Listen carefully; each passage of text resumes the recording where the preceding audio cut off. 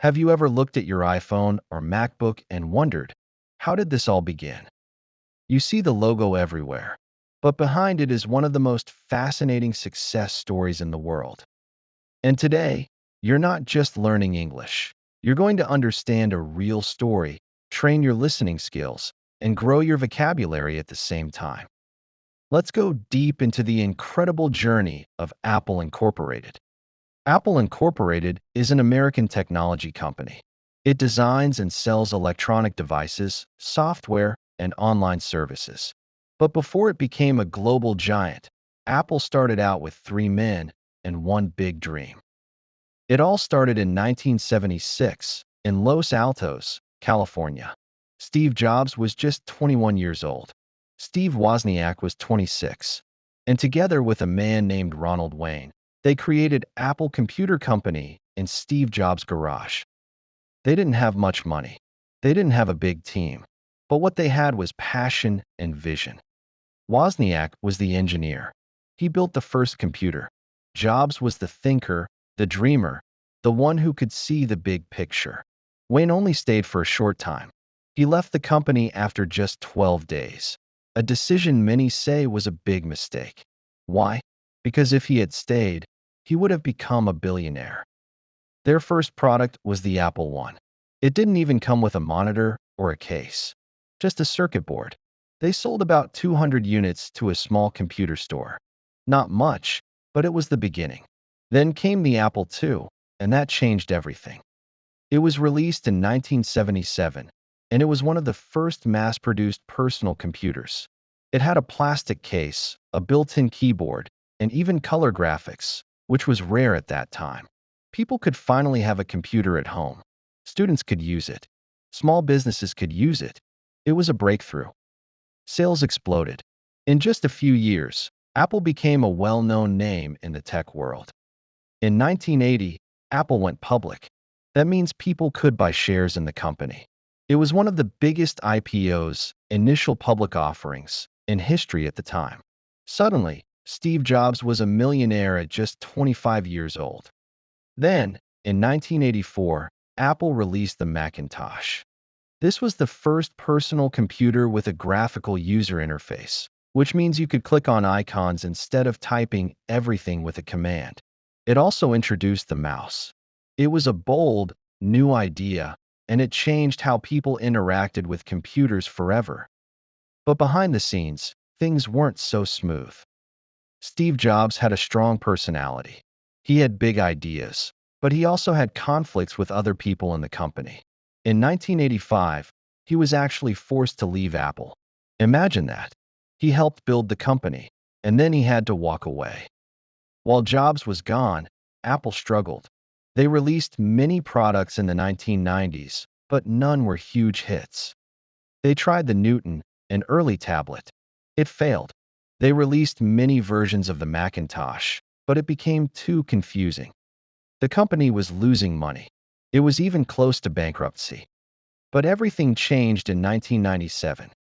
Apple bought a company called Next, a company that Steve Jobs had started after he left. And with that deal, Jobs returned to Apple.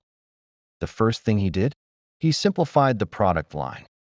Then he introduced the iMac, a colorful, modern-looking computer that people loved. But that was just the beginning. In 2001, Apple released the iPod. 1,000 songs in your pocket. That was the slogan. It was stylish. It was easy to use. And it completely changed how people listened to music. Then came iTunes, and Apple began selling music online. And then, the real game changer, the iPhone, launched in 2007. It wasn't just a phone. It was also a music player, a camera, a mini computer, and a touchscreen device, all in one. People had never seen anything like it before. The smartphone industry was born, and Apple led the way. The iPhone was followed by the App Store, which allowed developers to create and sell apps. This opened a new world of possibilities. Apps like Instagram, WhatsApp, and Uber started here. Then came the iPad, Apple Watch, and AirPods. Apple didn't stop at products. It began offering services.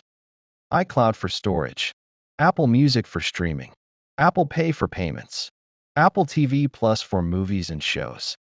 Today, Apple is one of the most valuable companies in the world, worth over $2 trillion. Millions of people use their products every day, from students to CEOs, from artists to engineers. But here's what I want you to remember. Apple started with just an idea, just a dream, and they turned it into something the world had never seen before. Vocabulary focus, breakthrough. Let's talk about one useful word from this story, breakthrough. What does it mean? A breakthrough is a big and sudden success, something new or important that changes everything. Example from the story. The Apple II was a breakthrough in home computing. It wasn't just another computer, it changed how people saw and used computers. Your example. Learning English every day, even just 10 minutes, can lead to a breakthrough in your fluency. So keep going.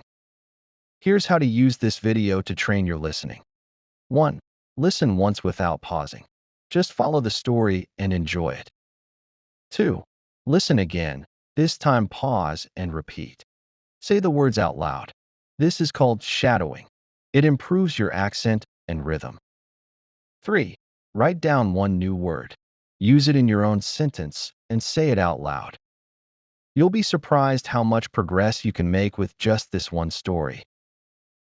If you like this story, check out the other videos in my playlist for more English listening practice with real-world stories.